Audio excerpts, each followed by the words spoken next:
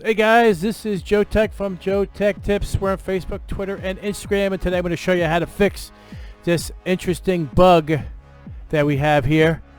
These two monitors are connected, but nothing is being displayed at all. So the question is how do you fix this? Well, you simply highlight on the monitor or graphic itself, scroll down, and select Extend Desktop to this display. Keep changes. Now that one's alive. Highlight the next one. Extend desktop to this display. Keep changes.